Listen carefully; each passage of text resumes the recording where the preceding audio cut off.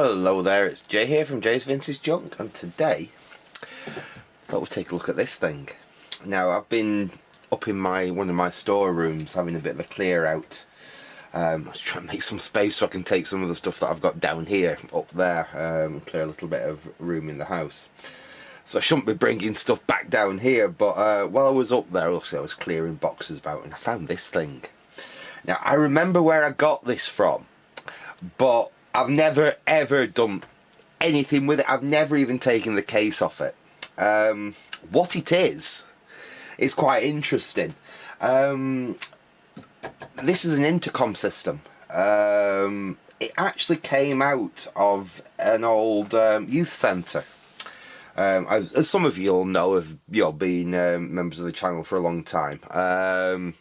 I used to work in the AV industry, theatre, AV, events management, that kind of thing, various companies, various different jobs, but I worked for a long time in that industry, usually on, repair, maintenance, design. I've done all sorts. I've had a very interesting career over the years, put it that way. Anyway, one of the companies that I worked for, we used to refit basically AV installations, usually for councils, so it was schools, youth centres, things like that, and we used to take care of the AV equipment in there. We used to, pat test the amplifiers, service the lights, service the dimmers, controls, everything like that. And we also used to do refits on, buildings that needed extra work doing, and that's where this came from.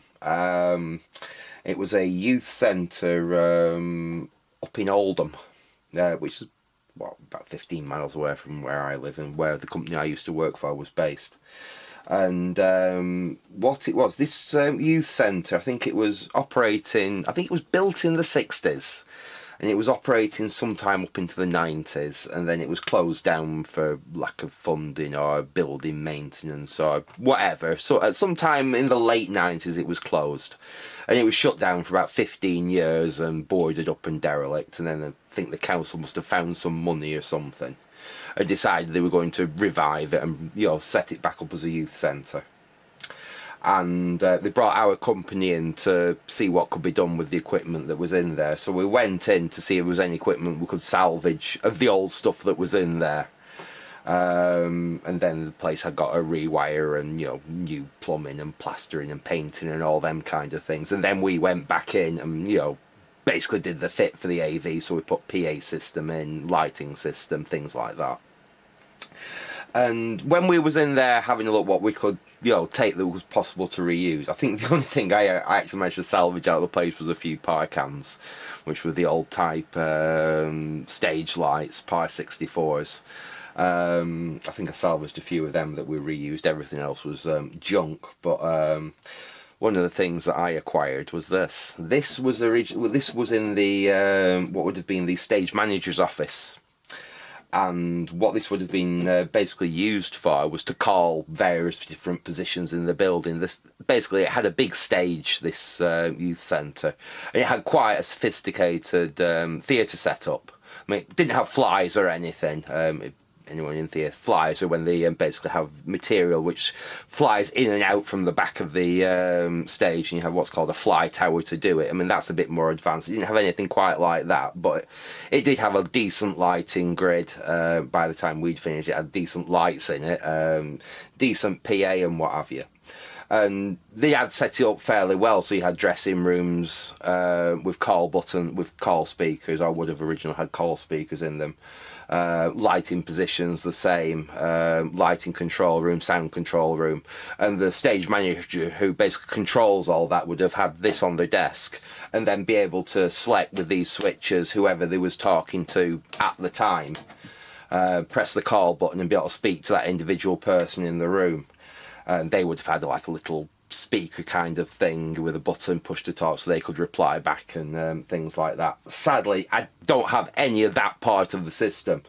This was literally left in the stage manager's control room, and I took it out of there. Then, like I said, we was stripping anything out that was, to do with the AV side of it, basically. Obviously, it was absolutely no use to us. It would have ended up in a skip. So the skip was my back of my car, and it ended up in my storeroom, and that was 15 years ago. And I haven't touched this thing since. So I thought, seeing I've found it again, let's have a look at it. What I really want to do is I want to see what's in here. I'm pretty sure this is valve based. Just by the the sheer weight of it, it could be early transistor, but it's going to be something interesting in there. There is no maker's name I can find on it whatsoever. Just a horrendous amount of dust. I think it was upside down in the storeroom, actually. I seem to have taken everything off it. Probably just cut the wires originally, so I must have been in here at some point to take the tails out of there, but say it was a very, very long time ago, so I really don't remember. We have nothing really marked on it. You would have had things on here marked, probably originally, there's something underneath there, can't get it out. You would have had that marked on what each position of these switches were. There's no maker's name I can see on it, but I'm hoping when we get inside it we can actually figure out who made this thing. There's no point about prevaricating about the bush. Let's have a slurp of coffee to lubricate the old larynx, and we'll get the back off, and we'll have a little bit of a squiz about inside this thing and see what's actually in here. I mean, if nothing else, that case is super, super cool.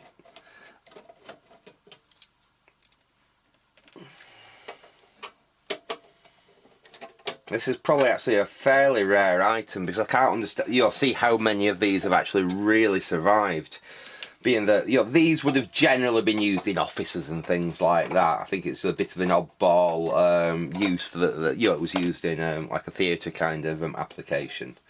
Most of these, I think, would have probably been used in offices. Oh, we do have valves. Fantastic. I thought it was probably valve. So what have we got in here? We've got a power lead. Oh, cool. Oh, right. Oh, so I didn't cut the wires off it. I just shoved them inside it. Oh, that's nifty. Right, so that is basically what would have gone out to all the remote speakers. What, serial number 100. We've got, I'm not sure what they're for. Oh, there's some plugs down there, and I can see the mains wires in there as well, so we may actually have a chance of firing this thing up. I'm trying to see how we can get the chassis out of it, the easiest way to get the chassis out, and then we can have a proper look, a proper squiz inside it. Screw there, screw there, screw there. They go to the right. So we take that screw and that screw out, we should be able to release the chassis, slide that out, and have a bit of a further look at it. In fact, I'm wondering how the front comes off. I can see a screw down there and a screw down there, but they're like really recessed. I need a really seriously long screwdriver to get them. So we can slide the chassis out this way. I think I should have given this a clean before I started taking it apart, but never mind.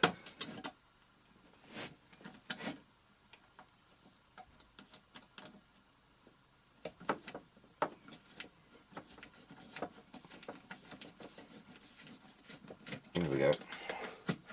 We got it. Yeah, we got it. Right, let's see if we can slide this chassis out.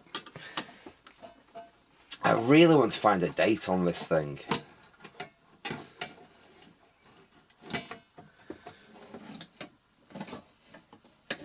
Right, what's that catching on? Okay, that's there. There we go, we're out. Right, so that's our amplifier chassis, I think. What have we got on there? We've got an EL84, and we've got is that an ECC83 there?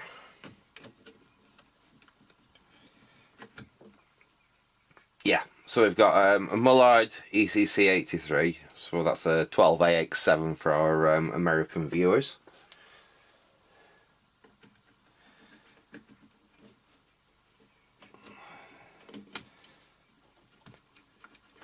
And an EL84, again a Mullard one there.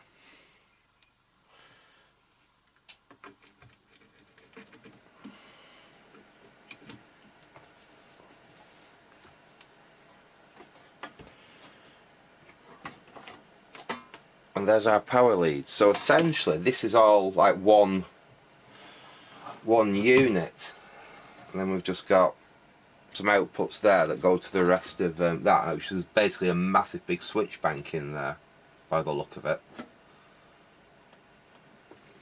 We'll get that out after. Let's have a look about this thing first. So we've got our mains cable, so we can at least power this thing up. I'm not sure what those terminal blocks are there for. Although power goes to those two, so there must be some kind of output to perhaps power something else. I'm not sure. We should have some kind of solid state rectifier in here because there's no rectifier valve. We've just got the two. Like I said, we've got ECC83, which is a double triode, and then we've got a EL84 output pentode there, and no rectifier on there. That's a relay, I think, or is it a transformer? That's either a transformer or a relay. Judging by the way it's wired, there we've got a wire broken off there by the look of it. So yeah, we've got one wire broken off or not connected there. I think that's a little isolation transformer. There's our rectification. We've got a diode rectifier right there. Oh, it's a bridge rectifier by the... Is it a bridge rectifier? Got one diode there. We've got another diode there. Our mains in. Got a nice mains transformer, a nice output transformer. I've got a speaker in here. Yes, we have a speaker in there, so that's what that output transformer drives, the speaker in there.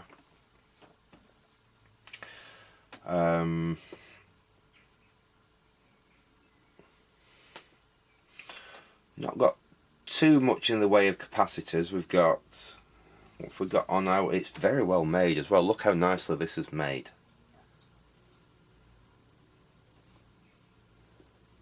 We've got one possible suspect cap there, which is going to the ECC83. What I want to see is, right, so that's going from there through that resistor. Right, so that is the capacitor we need to change there, because that comes basically out of the ECC83 through. That's the filter cap, into that resistor, and then into the EL84. So if that capacitor fails there, that's basically the DC blocking capacitor between that valve and that valve.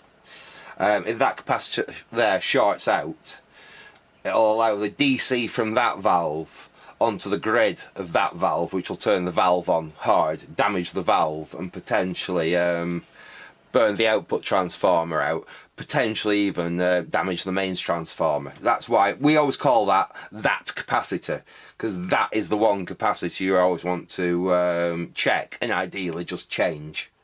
I mean, the pence, so it's no biggie just to change that. I think, because I do intend to see if we can power this thing up. There are only two capacitors in here which I would call, I would be a little bit concerned about. Even that one I'm not all that concerned about. It's just a bit of smoothing or something like that. It comes basically off the main smoothing can there. So it's on the HT side. It's just a bit, if that shorted, it'd just go bang. I don't mind bangs. bangs are just noisy. It's ones like that that fail and then damage something else in the actual item that I'm working on. So I think we might just change that capacitor out before we attempt to power this thing up. But apart from that, that's looking really nice, and it's just like a really cool little self-contained amplifier, to be honest. I mean, if I don't decide to do anything with this unit as is, that would make a great record player amplifier or something like that, especially with the ECC83 there. So it's got quite a bit of pre-amplification. It could be modified for something nice. I am even sort of thinking whether I've got a use for this eventually, you know, as it is for what it is. I'm not sure yet. Let's have a look in here before we have a look at that. Unfortunately, what I haven't found at all, that's what we will do, have a quick look on that capacitor and see if we can find a date. Because capacitors are usually a very good place to find date codes. British made. See,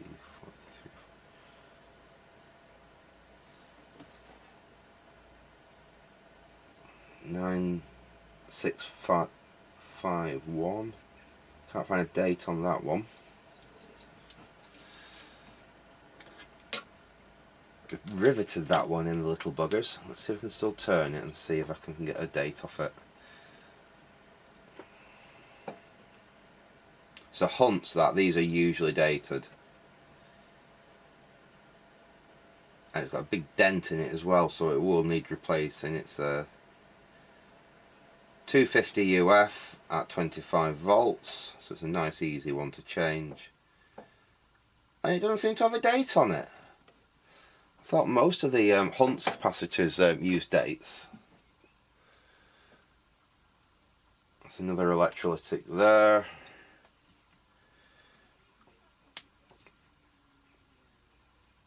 Can't see a date on that one either.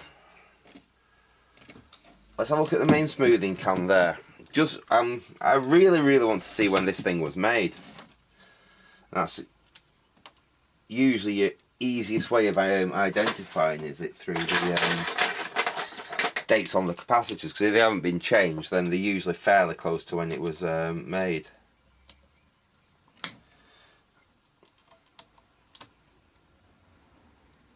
There we go.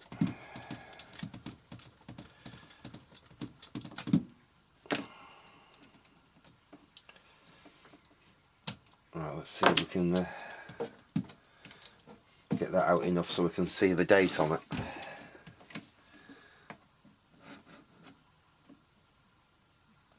Yes, I can't see a date on that.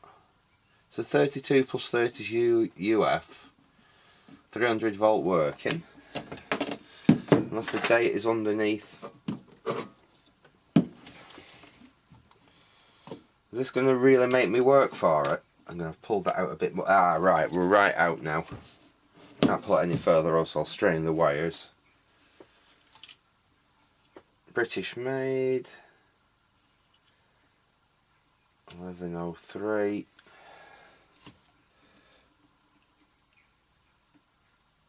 Can't find a date on any of these. That is really weird. So you can usually find a date on certain components. I've got that stuck now. Damn. Out you come. Otherwise we're going to have a big bang when we power this thing up if we don't get that, so it's not shorting out. Pulling back in, push that back where it was. Right, there we go, I'm happy with that again. Tighten that screw back up. There's probably a good chance that those big smoothing cans are still okay. I can't see any sign of leakage on them, and they're actually usually fairly good. They usually do come back round.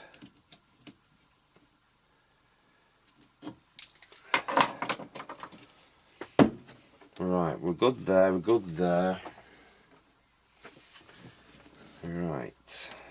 Last thing, that's a place we could have a look for a date. Is there a date on the back of the speaker? Because that's occasionally somewhere they put a date. No, This is really annoying. I'm going to say early 60s.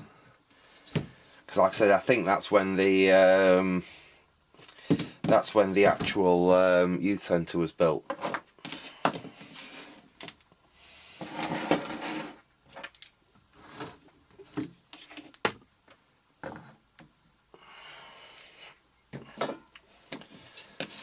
Right, let's have a look at the rest of this. Let's get this out of the case and then we can have a good squiz. Exactly how all this is wired up. I think what we'll do, there's a screw there, and a screw there. We'll try and get them screws out and then just pull all this from the front out of the case. It's probably the best way of actually connecting it all up as well.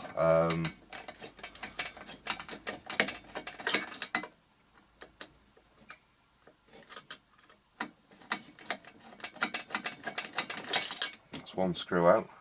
These are going to be fun to get back in.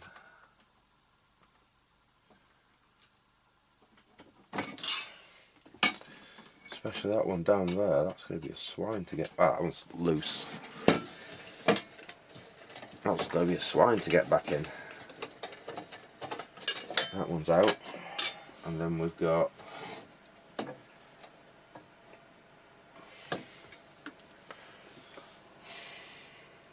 this is a weird case as well. I didn't think the front come off this case, but so the top come off this case, but apparently it does, but you've still got to take this screw out there, which is virtually impossible to get to with the chassis in. And I'm going to have to get a longer flat screwdriver to get all this back together, but we'll I think I can.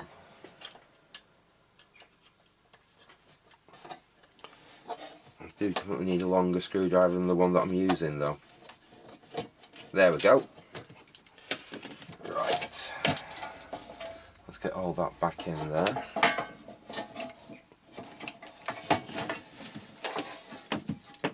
And get the case out of the way now. I'll give that a bit of a clean before this goes back together.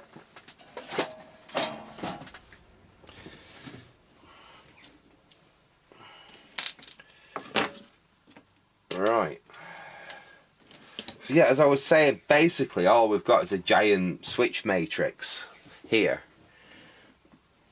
which will connect, you know, either one or multiple of these outputs on here to the speaker. Now the speaker obviously works as both a speaker and a microphone, because I don't believe there's any, you know, additional.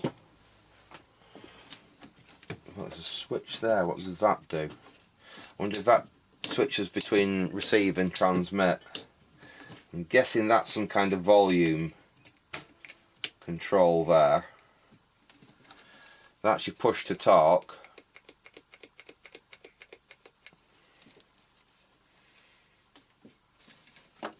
Right, those three. Right, hang on. So those three wires there must connect to that connector block on there. I wish we'd have known which ones went where though. I presume I disconnected these, but that's mains in, that's neutral, and then we've got a really thin wire over to that next there, which goes, I'm not sure where that goes now. It goes underneath, snakes through. Oh, and that goes to the mains transformer. Right. Right, okay, so that's your off on switch. Essentially, that there. That's your on off switch. And that connects through to that there. So we can get this all wired back up. So it's just a pity we don't have how. We'll be able to figure that out actually now, won't we? Because there'll be a common ground wire, I presume.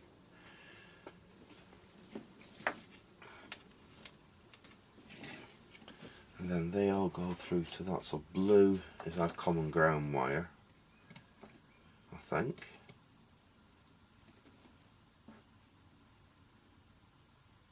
Yeah, it's rather complicated this. not having a circuit diagram or anything to work off, or even a maker's make. Obviously, like I said, the most interesting thing in this is the actual amplifier. I'm going to have to take a little bit of time to figure out what we can actually do with this. So I would like to see if we can get this thing to power up, to be fair. I wonder what the other wire in there is for, because we only need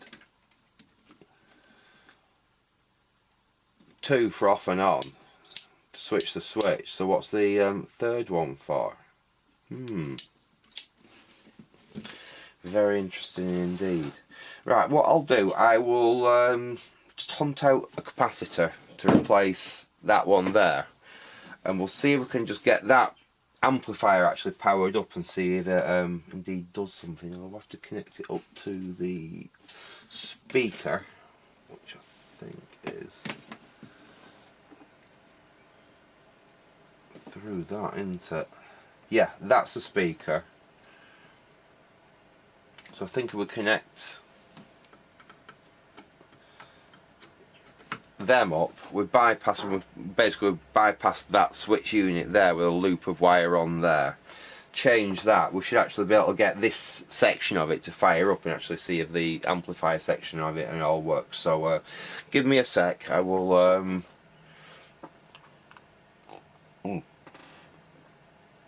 go and just warm my coffee up. That's gone cold, and find a capacitor to change that, and we will be right back. Right, okay, we're back. Soldering iron's just warmed up. I've got a replacement capacitor to change that one there.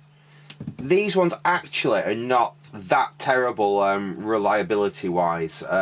These metal ones like this, they're not brilliant, but between like the waxy ones, the Hunt's mould seals, and these tend to be a little bit more reliable. But you say that, I still wouldn't trust them. They're still, 60, 70 years old, and they do fail. And in that position, like I said, if it fails, it'll do other damage to the piece of equipment. So for the few pence that costs, it's just peace of mind just to stick it in there, especially if I decide I'm going to use this for something. So various ways you could go about this. The correct approach, if you wanted to do this absolutely perfectly, is you would desolder all that round there. Let me get you zoomed in so you can see a bit closer what I'm actually on about. You'd you'd heat that up. You'd use some solder wick, your desoldering pump, get all that off, unwind that resistor there, unwind the leg off the capacitor. Obviously, do the same on the other side. Then you'd wind your new capacitor in, you'd wind your legs of your resistors back over, you'd resolder it, and no one would ever know you'd ever been in there. What I'm going to do is I'm going to go snip there and pull the capacitor up. I'm going to see where the other leg is, which is there. I'm going to snip it there. So that's one point there, that's the other point there. We'll pull the old capacitor out.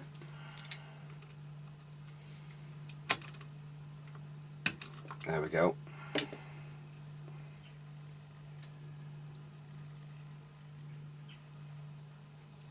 think the plugs on that are starting to bulge out. Yeah, the plugs actually are starting to bulge out on that a little bit.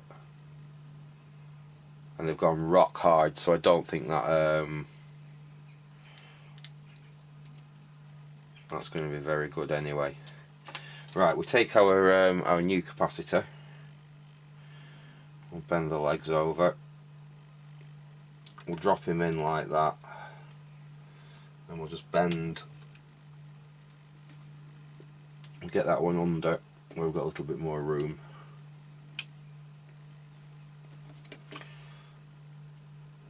We'll bend him in and round.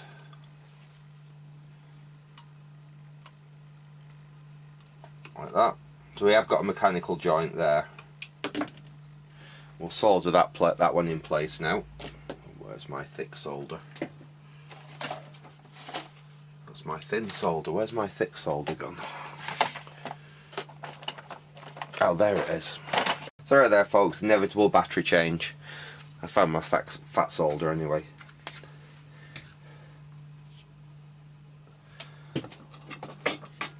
Right, let's clean my iron off. Tin the end up there, and we will solder that in place.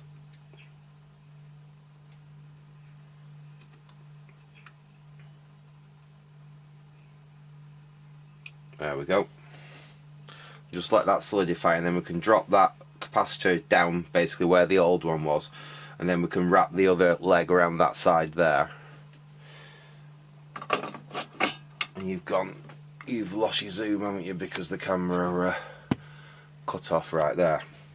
So that should be nice and set now. We'll get that, we'll drop him down like that, we'll get that end, we'll bend the end around the appropriate leg there.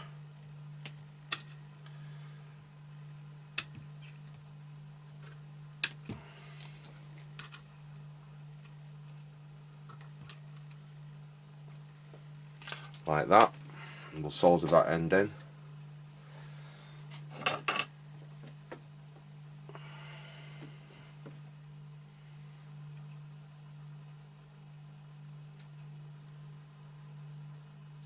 There we go. Right.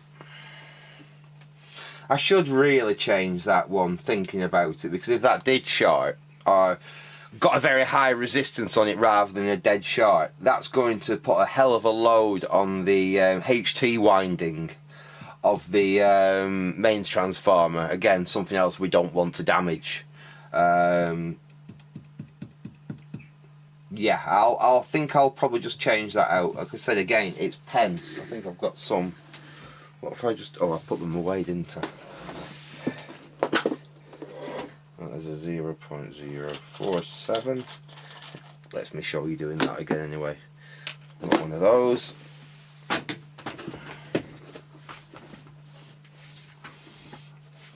And we will... basically, we'll do the same again. So the correct procedure would be to... in fact, let's do it. I'll show you the correct way. Well, the approved way of doing this. So we'll use the old solder sucker.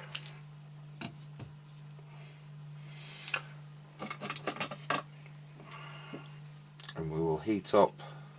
So we can remove some of the original solder from around there. Could also use solder wick for the same thing. What I am going to have to do is cut a bit of that plastic away from there, else I'm never going to get in.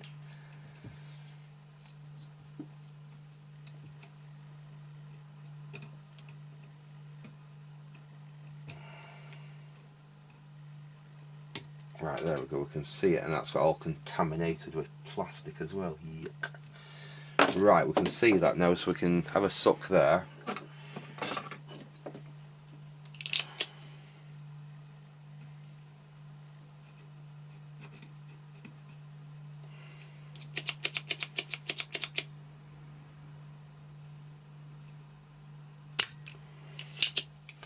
There we've got a bit of wire showing.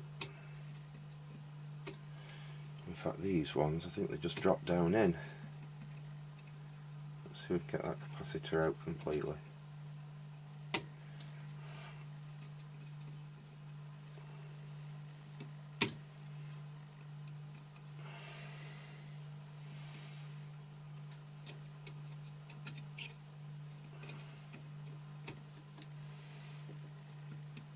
So I can see where the legs wrap round, but I can't actually get the end of it to start coming up. This is why I prefer just to cut them off. Let's see if we can just perhaps suck that a little bit more.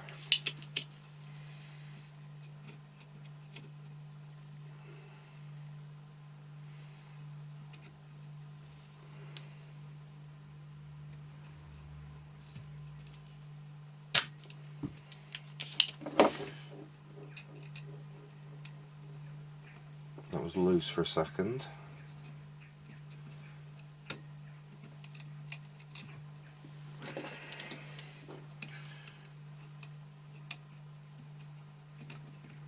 There we go, that one's out.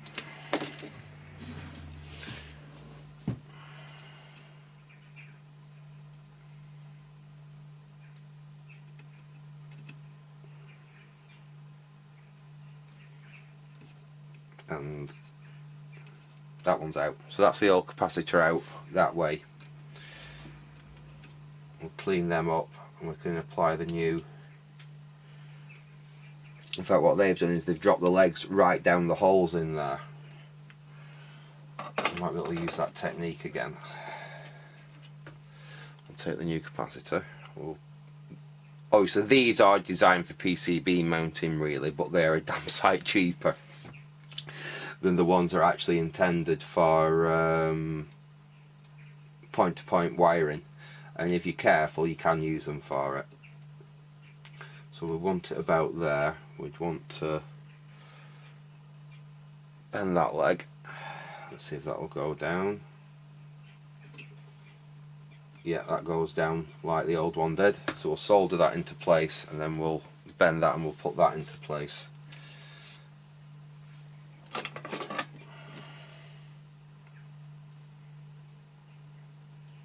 It is super nicely built, this. That's why I said it will probably make a really, really nice little amplifier for a record player or something. I can't really see it. I don't know about... See, I don't like taking things apart for the sake of it, but when they've got like really no actual use as what it is, and there are some lovely, lovely parts in them, I'm not that objected to repurposing. Right, we'll bend that same. I think we'll just trim that off a little bit. It's a bit long. There we go. And I'm going to have a last suck, because I think that should be actually empty in there, and then we can drop that leg down like we did before and solder it in position.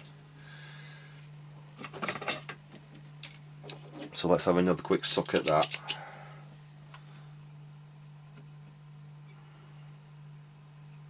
Let the solder melt.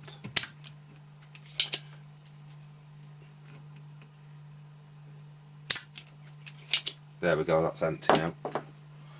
And then we can take that leg, drop it down like that. I think that looks good. And we can solder that in place like that. There we go. Now what I am just going to quickly check is just make sure that those haven't pushed right through and you're shorting on the shaft. They shouldn't do, because them holes I think should be blind. But let's just double check to be on the safe side. I'll set that to continuity. We'll just go between chassis and we're fine. And we're fine. Right, okay, we're good there.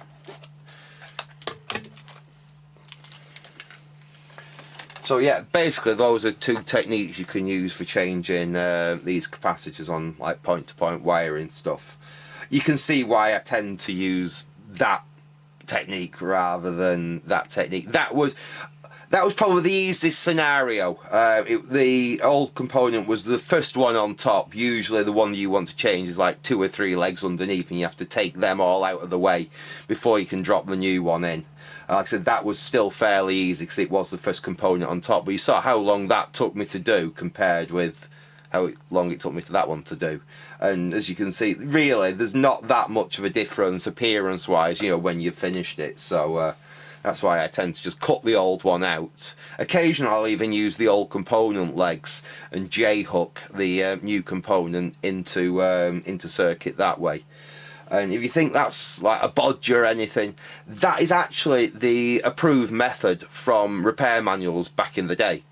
You know, when the service manuals which showed, you know, how a service engineer would do a repair, it actually shows, especially on early PCBs, but even on point-to-point stuff to some extent, you literally just cut the old component off, bend the legs, create a J-hook the new component in position. It actually shows in one that I was looking at, I think it was a US one, it was an early PCB work, showing an engineer how to work on an early PCB, and it was how to replace a resistor. And it actually showed he literally just crushed the resistor, broke it apart, left the two legs sticking out of the board, put J-hooks on those legs, J-hooked the new resistor and soldered it in place so he didn't actually touch the PCB underneath, the copper clad PCB underneath at all. Anyway, right, so I'm reasonably happy that if I apply power to this now, I'm not going to cause any extra actual damage to it. You know, I'm not going to have one of those capacitors short, damage the mains transformer, or damage the output valve, or damage the output transformer, or anything like that. We are obviously not going to just put full mains up this straight away. We will run it through the lamp limiter just for safety's sake. What I think we will do, I'll connect the speaker up to it for now. That's that one, I think. Let's get the power lead unravelled.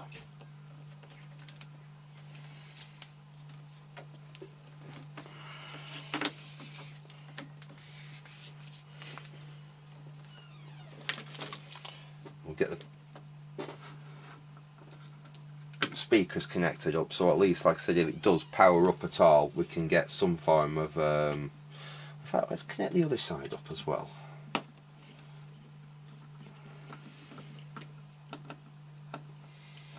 I'm wondering if I can get this to actually possibly work, because I think I can basically, now I can see how the switches are wired at the back there. I can figure out how that's connected.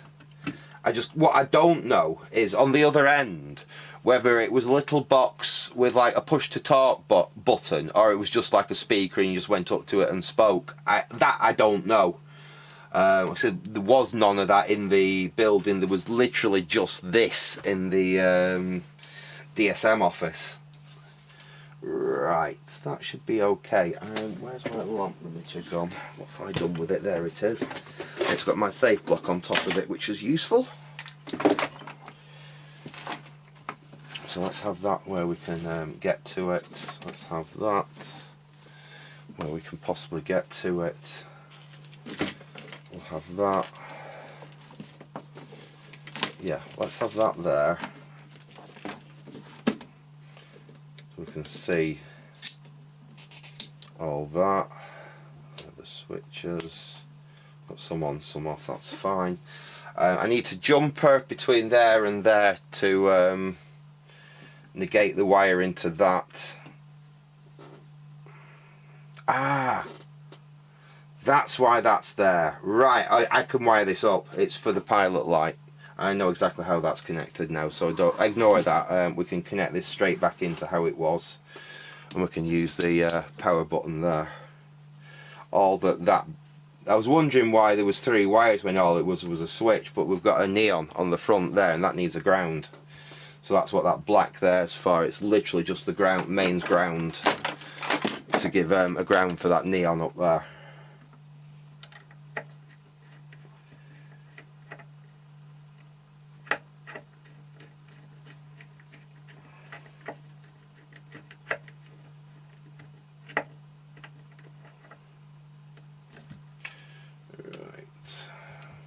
Put one of them in there.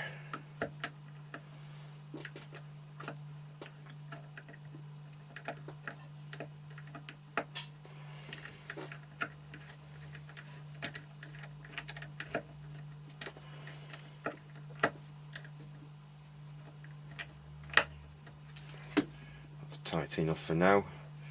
That one in there.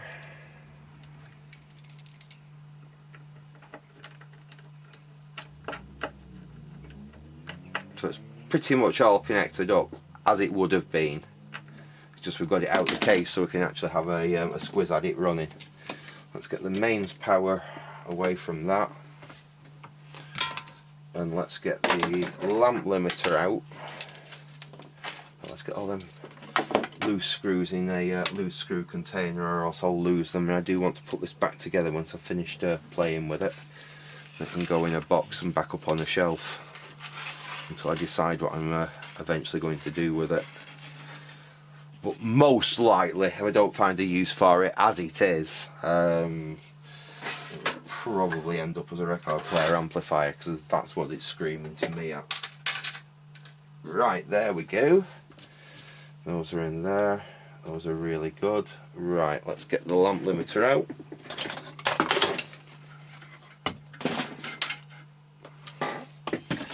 We'll get that there. We can see it. We'll get that plugged in. There we are. Get the safe block. We'll plug the safe block in. We'll put that in circuit.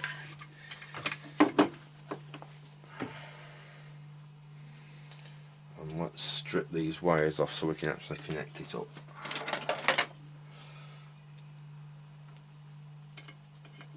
We know this thing is definitely made before 1972 because it's got the old wire colour code on it. In 72 we homogenised with Europe and went to green and yellow for Earth instead of solid green like that. We went to blue for neutral instead of black like we used, and we went to brown for live instead of the red that we used.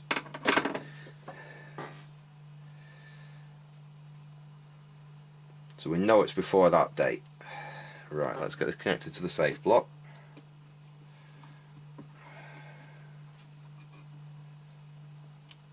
There we go. Right, so that's all connected up there. We can shut that down. That's our power. What we don't know at the moment is which is off and which is on there. So I'll say ups. Well, that's upside down. So it's down, on, and up, off. I don't know.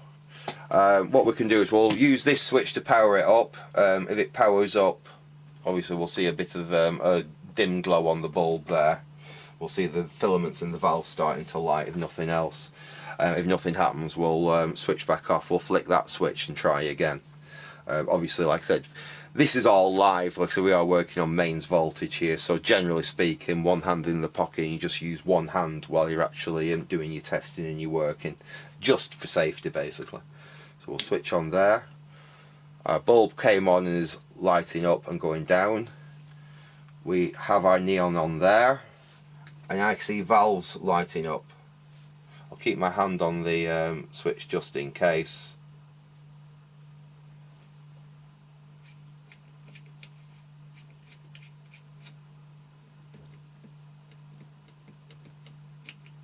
Can't hear anything from the speaker. I just hear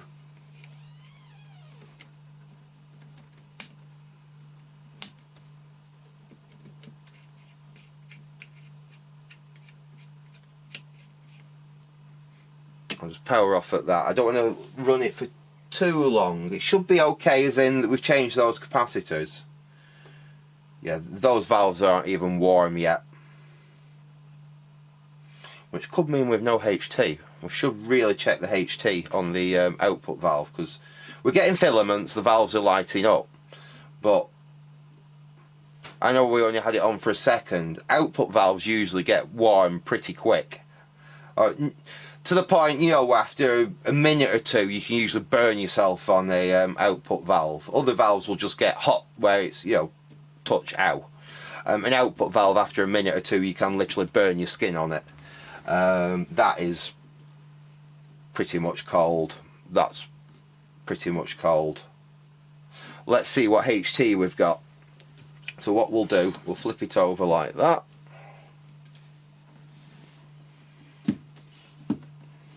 And we can check our HT on the smoothing capacitor down there and see what we've got. So let's get the older multimeter in. You can see that there. I hope you can see that there. I can never actually be 100% sure if you can see it. I can never tell from my little monitor up there. It's only when I actually edit the video and I actually think, oh yeah, no, you can see it. Hopefully you can see that. Right, so we'll put that on ground. Let's just make sure we're on the right voltage, because we're currently on continuity on the tester, and these testers don't like testing a few hundred volts when there's a few hundred volts DC when they're set to continuity. So let's set that to 500 volts DC. We're probably going to be seeing between 200 and 300 ish if we're right on there. 280, 250, something like that maybe. It is a bridge rectifier, so it will be a little bit higher than if it was just a half-wave rectifier. By the look of it, we've got two diode elements, so I think they're doing it as a bridge or a half, you know, something like that. So it's certainly not just half-wave anyway. Right, we'll put that on there. We will, again, we use one hand. In fact, what I should really do is change that probe out for one with a clip lead on it. Let's do it like we're meant to do, not like I normally do. So we'll plug that in there, and then we've got one with a clip lead we can clip on. And then we're definitely only using one hand just to touch on here to get our voltage readings. Right, so we'll switch back on there. I've seen the power come back up on there. Our bulb's just lighting back up. Our valve should be coming up. Now we shouldn't have to wait for any rectifiers to come up because they're solid state. We can just usually measure on, oh, that's the wrong probe, get the right probe. Fortunately that wasn't connected to anything. And we've got 130 volts there, 200 volts there,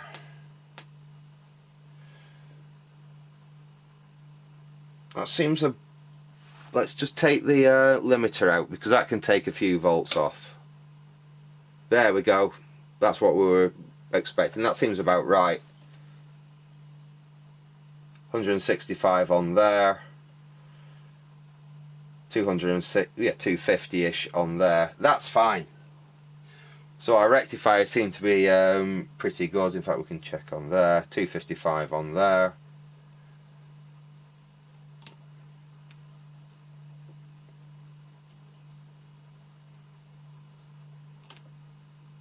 In fact, so that one's perhaps not even used for that part of the circuit. That's used for something else.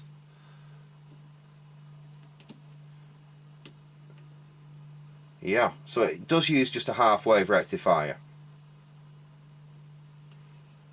It's using a single diode as a half-wave rectifier. That other diode is used in another part of the circuit. I wish I had a circuit diagram for this thing actually. Again, let's know.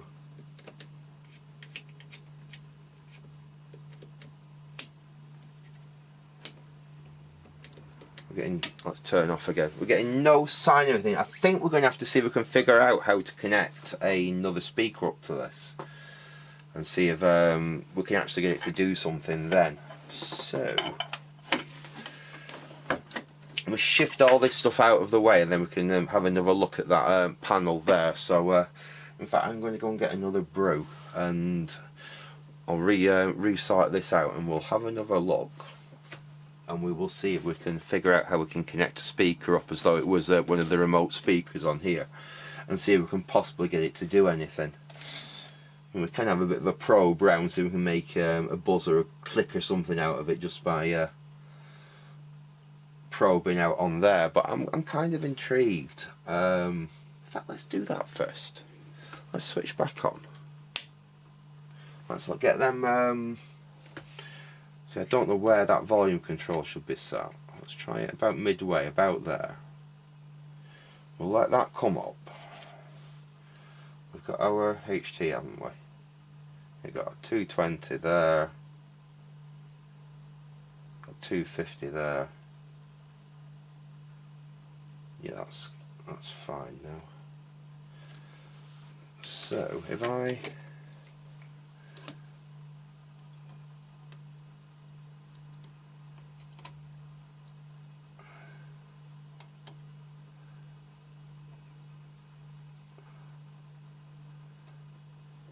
I'm just trying, basically I'm just probing right, there we go.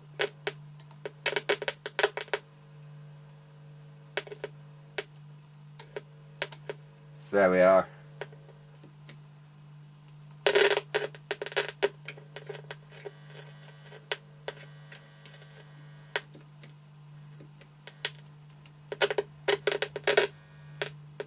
If I hold my finger on there.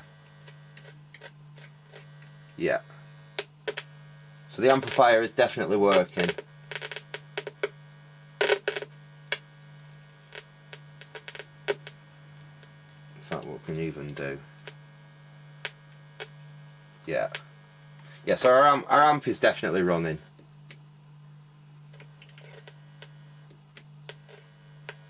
So that seems to be working fine. Alright, let's turn that back off. And let us turn our attention. In fact, yeah, I'm going to stop for a minute. I'm just going to have something to drink and have a little bit of a clear up, and then we will have a look at this front panel here and see if we can figure out how we can connect a speaker to there and possibly see if we can get this thing to perhaps do something. So back in a sec. Right, okay, we're back. As you can see, I've kind of like got it rearranged on the bench here, and we can see if we can figure out how to connect a speaker up to this thing. Now, with that in mind, I've grabbed out my junk box, just a crappy little 4 ohm 3-watt speaker, which I think might do. What we need to do is we need to figure out essentially how we connect that up. Now, what we've got this myriad of wires there. And just having a little bit of a look at this, I think what we've got is we've got a situation where we've basically got a common ground, which I think is this kind of pinky coloured wire in here, which is, I think, that one. I think that's our ground, because that goes to this rail here that runs all the way around like that, and that goes into the torque box there. That push the torque switch, and then that selects various different ones of these which go there as well. Right, so we don't know which is on and which is off. I think that must be on. Down, it must be on. So if we say the black, we'll try the black one. So let's find, and the other problem is we've also got some wires there that aren't used, so I think we've got like 2 blacks. We've got various colours which are doubled up here, but we've got a black there, we've got a black there, and the other black will just be to, in fact we can meter it out, can't we? So let's try with them 2 first. I'm literally just having a bit of a mess around now. I said we've ascertained what I wanted to know, which was whether there's any life in that. We know that the mains transformer and outputs transformer must be good. The valves have got a little bit of life in them. We haven't really checked. They would really need to be checked on the valve test to see if they have got any life left in them. Although they don't look really stressed. Generally when these get stressed, you can see down here, you get discoloration on the glass envelopes. They don't like they've been run very hard.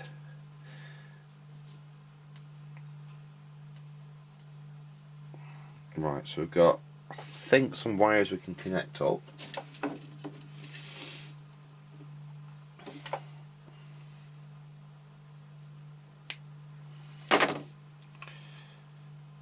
Let's see if this is going to do anything.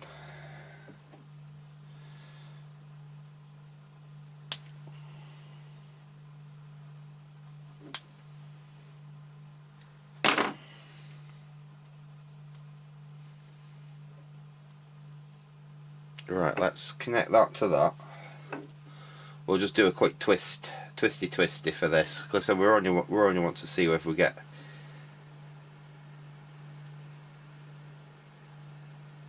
any chance. In fact, we need to check that that is actually the wire we want, don't we? So where's the meter? There he is.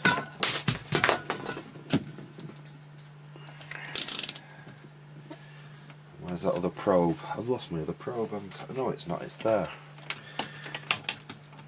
We'll go back to them ones. Let's hold on to that wire, which has the wire I suspect it is, and we'll try it on there.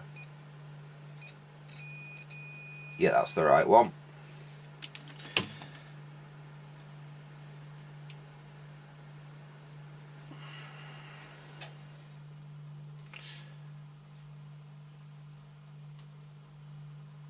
So let's connect that to that. That should be right, I think. If that's connecting to there, we're going between those two.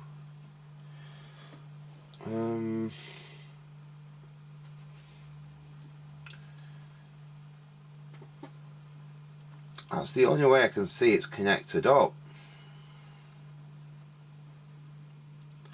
Right, let's give that a try. Let's see if we get anything coming out of this speaker now when we power it back up. So we'll switch on. Our neons come on there. Our valve heaters are coming up. I want to be a bit careful because there are things on here which are basically live. Oops, and I've dropped my speaker.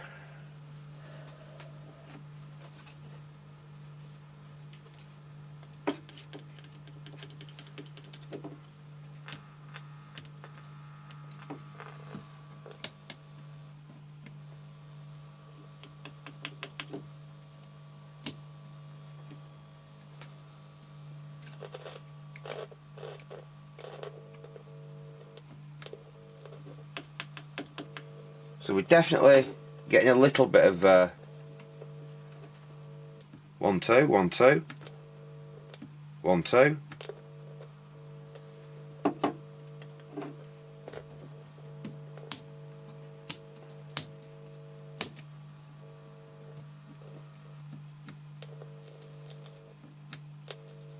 So the push to talk part of it seems to be working. 1 2 1 2 1 2 1 2, but I don't seem to be getting anything coming out of that. And that volume control's a bit on the touchy flaky side.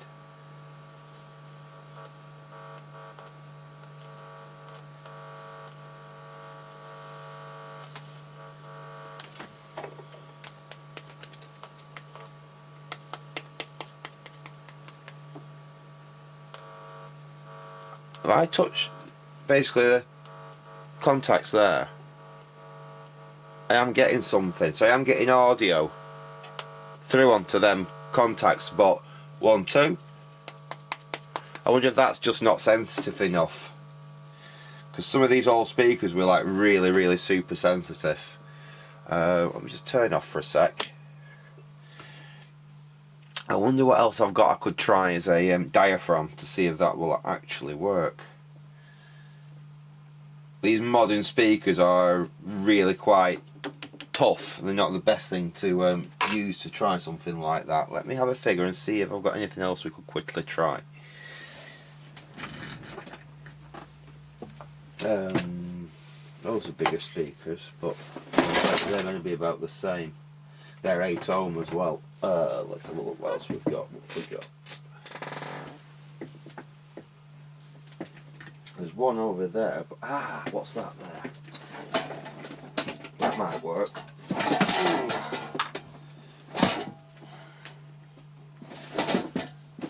Got an old test speaker here. It's completely overkill, but that might work really well actually, because we can give it a pop like that and see if we get any anything out of it. Right, let me get this connected up just as a final little test to see if we can get anything to come through. But we definitely had a bit of audio on them wires when we touched them. Bit of AF interference there. Let's twist them back on there. Right, and switch on. We've got our power LED, well, neon there.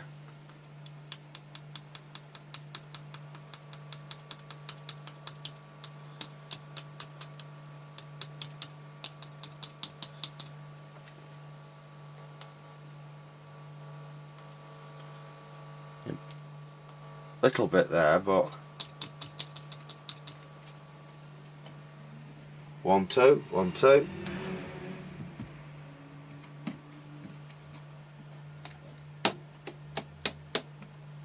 With that, yeah. No, I was hoping to get a little bit more out of it than that, but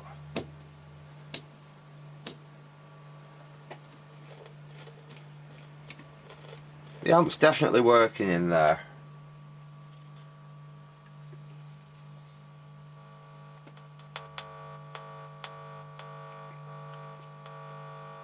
I'm getting quite a bit there. I should be able to even feed some audio into that.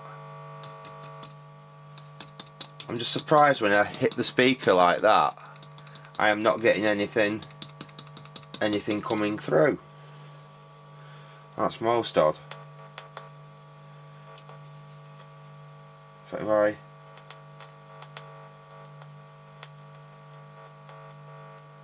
most of these wires, when I actually touch the end of it, must connect through to the amplifier.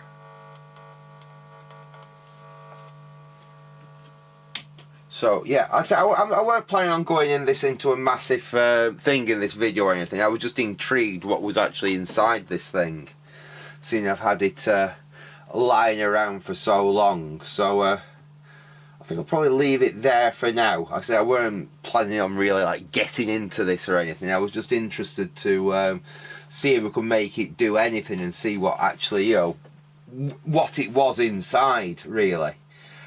We've accomplished that. We know we've got a really nice little amplifier there that we can certainly repurpose for something else. I said if I don't figure out whether I can do something with this itself. But I mean, what do you do with a valve operated intercom system like this? I mean, even something from the 70s that was transistorized is going to be more efficient to use and probably more reliable than this would be. Imagine if you was using this in an office and those are running, you know, pretty much all day 9 to 5. That's quite a power draw. Yeah, very. Well, I'll tell you what I'm going to do. I'll put this thing back together, stick it in a box, label up what it is, and probably find it in another 15 years and figure out what to do with it then. But I hope you enjoyed watching me have a little look at this thing. Unfortunately, we don't know who made it. If anyone out there knows who made that, please drop a note down in the comments. So we don't know who made it. We can roughly date it to sometime probably in the late 1960s. It kind of looks 50s to me, but I can't see them putting second-hand equipment in a building like this came out of, and I'm pretty certain that building dated from the 1960s. I have worked on a lot of buildings built in that era, and they're pretty unmistakable, like the form of construction and what you find in there, you know, switch gear wise and things like that. So like I say, I'm pretty sure that. So this must be 1960s, I think. It's just very, very interesting, and we do have a very cool little single-ended but nice little valve amplifier there, which I'm certain I will find a better use for probably than being in here. Anyway, so I'm going to leave it there for now. I hope you enjoyed me watching and fiddling with this little thing. It's a pity we didn't get to do a little bit more than just a bit of a buzz, but so I don't have a lot of time to fiddle with this at the moment. If I keep on fiddling, I'm only going to break something that I'll have to fix again later. So I'm going to put it all back together now, like I said, box it up, and it can stay on the shelf until I am ready to fiddle with it and do something with it. So I hope you enjoyed that. Thanks for watching, and goodbye.